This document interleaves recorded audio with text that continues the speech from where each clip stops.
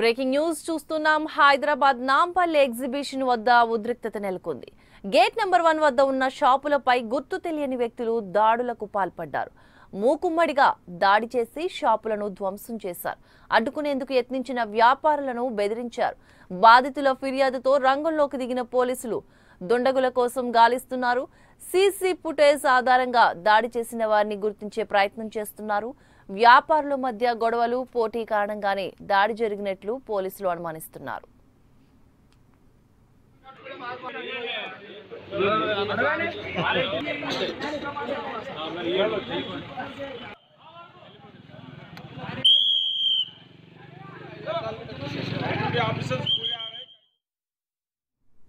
ఇదే అంశానికి సంబంధించి మరింత సమాచారాన్ని మా క్రైమ్ ప్రతినిధి కృష్ణ అందిస్తారు. కృష్ణ, హైదరాబాద్ నాంపల్లి ఎగ్జిబిషన్ వద్ద ఉద్రిక్తత నెలకొన్నట్లు కనిపిస్తుంది. ఈ ఉద్రిక్తత గల కారణాలు ఏంటి అసలు?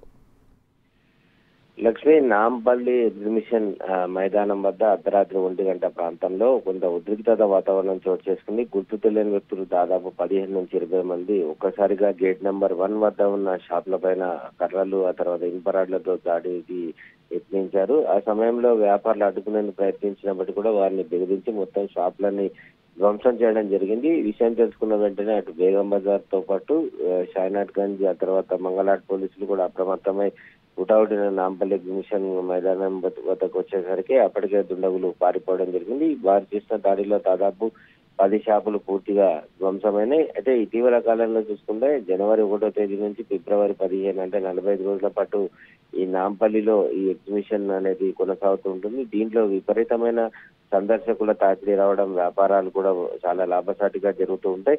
ఈ క్రమంలోనే గేట్ నెంబర్ 1 వద్ద కొంతమంది షాపుకి సంబంధించిన వ్యాపారుల మధ్య కొంత విభేదాలు, మనస్పర్ధలు, అలాగే పోటీతత్వం కూడా విపరీతంగా ఉంటుంది. కాబట్టి ఈ నేపథ్యంలోనే గొడవ జరిగి ఉండి దాడికి కారణమై ఉండవచ్చు అని పోలీసులు భావిస్తున్నారు. లేదంటే వ్యాపారులకు సంబంధించి ఏదైనా షాప్ వ్యక్తులు అక్కడికి వచ్చిన సందర్శకుల పట్ల ఏదైనా దురుసుగా వ్యవహరిస్తే దాన్ని మనసులో పెట్టుకొని ఎవరైనా సందర్శకులు ఈ అల్లరి ముగ్గులను తీసుకొని వచ్చి షాపుల పైన దాడి చేసి ఉంటారని చెప్పి పోలీసులు భావిస్తున్నారు. విషయం తెలుసుకున్న తర్వాత ఘటనా స్థలానికి వచ్చిన పోలీసులు గేట్ నెంబర్ 1 దగ్గర దాదాపు 3 సీసీ కెమెరాలు ఏర్పాటు చేయడం జరిగింది. దాని ఫుటేజ్ ని అది ఇప్పటికే పోలీసులు సేకరించి దాడి చేసిన వ్యక్తులు ఎవరు ఏంటి అని గుర్తించే పనిలో పడ్డారు.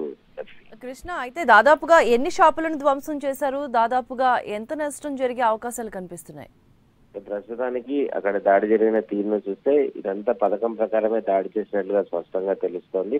మొత్తం ఈ గేట్ నెంబర్ 1 వద్ద ఉన్న ఈ పాప్కార్న్ షాప్ కానీ, తర్వాత చిన్న చిన్న ఈ చిరు వ్యాపారులు ఎవరైతే చిన్న చిన్న స్టాల్స్ ఏర్పాటు చేసుకొని వ్యాపారాలు సాగిస్తున్నారో ఆ షాపులన్నీ ధ్వంసం చేశారు. మొత్తం 10 షాపులు ధ్వంసమైనట్లుగా పోలీసులు గుర్తించారు. ఆ వ్యాపారులు ఇచ్చిన ఫిర్యాదు మేరకు ఆ బేగం బజార్ పోలీసులు కేసు నమోదు చేసి దర్యాప్తు చేస్తున్నారు. మళ్ళీ ఇలాంటి ఘటన చోటు చేసుకోకుండా బందోబస్తు మరింత పెంచుతామని చెప్పి సెంట్రల్ జోన్ పోలీసులు కూడా స్పష్టం చేయడం జరిగింది. ఎందుకంటే అర్ధరాత్రి దాడి జరిగింది కాబట్టి కొంతవరకు పోలీసులు ఆ పరిస్థితిని సద్దుమణించే ప్రయత్నం చేశారు. అదే సందర్శకులు ఉన్న సమయంలో కనుక దాడి జరిగి ఉంటే కొంత తొక్కిసలాట జరిగి కొంచెం ప్రాణాపాయ పరిస్థితి ఏర్పడే అవకాశాలు ఉంటాయి. కాబట్టి ఖచ్చితంగా కట్టుదిట్టం చేస్తాం, మరోసారి ఇలాంటి ఘటన చోటు చేసుకోకుండా భారీ బందోబస్తు ఏర్పాటు చేస్తామని పోలీసులు స్పష్టం చేశారు.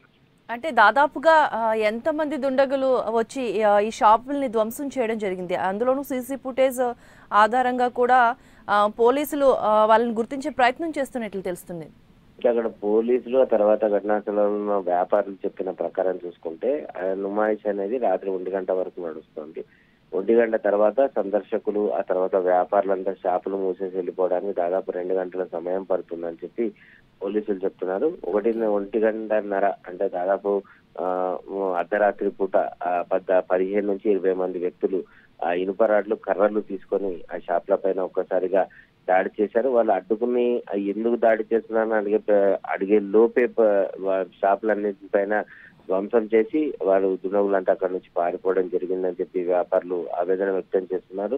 అసలు దాడి ఎందుకు జరిగింది, ఎందుకు దాడి చేశారన్న విషయం కూడా తమకు తెలియదని స్పష్టం చేయడం జరుగుతుంది. ఆ షాపులు మూసేస్తున్న సమయంలో ఇలా దాడి జరగడం ఒక్కసారిగా భయంతో అరచేతిలో ప్రాణాలు పెట్టుకొని పరుగులు తీశామని చెప్పి వ్యాపారులు చెప్తున్నారు. ఎందుకంటే ఈ ఎగ్జిబిషన్ మైదానంలో ఏవైతే స్టాల్స్ అటు బయట కానీ లోపల కానీ స్టాల్స్ ఏర్పాటు చేస్తారు. అది కేవలం ఇక్కడ ఒకే ప్రాంతానికి సంబంధించిన వాళ్ళు కాదు, దేశవ్యాప్తంగా నలుమూలల నుంచి చాలా మంది వ్యాపారులు అక్కడికి వచ్చి ఈ ఎగ్జిబిషన్ సొసైటీ నుంచి టెండర్ల రూపంలో షాప్స్ దక్కించుకొని 45 రోజుల పాటు అక్కడ వ్యాపారాలు సాగిస్తూ ఉంటారు. సో ఈ క్రమంలో వారంతా బయట వ్యక్తులు అని చెప్పేసి అక్కడే జీవనం సాగిస్తూ 45 రోజులు అక్కడే షాప్ లోనే ఉంటూ ఈ వ్యాపారాలు చేసుకుంటూ ఉంటారు. కాబట్టి వారు ఎవరు దాడి చేసిన ఎవరు వ్యక్తులు అనేది గుర్తించడం కొంచెం వ్యాపారులకు ఇబ్బందిగా ఉన్నప్పటికీ కూడా పోలీసులు మాత్రం సీసీ కెమెరాలో స్పష్టంగా ఉంది కాబట్టి ఖచ్చితంగా దాడి చేసింది ఎవరు అన్న విషయం పైన తాము ఆరా తీస్తామని చెప్తున్నారు. స్థానికంగా ఉండే కొందరు వ్యక్తులకు ఈ స్టాల్స్ దక్కకపోవడం, అందులో ఈ వ్యాపారాలు విపరీతంగా అంటే సందర్శకుల తాకిడి చాలా ఎక్కువగా ఉన్న క్రమంలోనే కావాలనే స్థానికులు ఎవరైతే ఈ స్టాల్స్ దక్కలేదో వారే ఈ దాడికి పాల్పడి ఉండి ఈ వ్యాపారులను అంటే బయట నుంచి వచ్చిన వ్యాపారులను భయభ్రాంతులకు గురి చేసినట్లున్నట్టు స్పష్టంగా తెలుస్తోందని పోలీసులు చెప్తున్నారు. Right, thank you Krishna.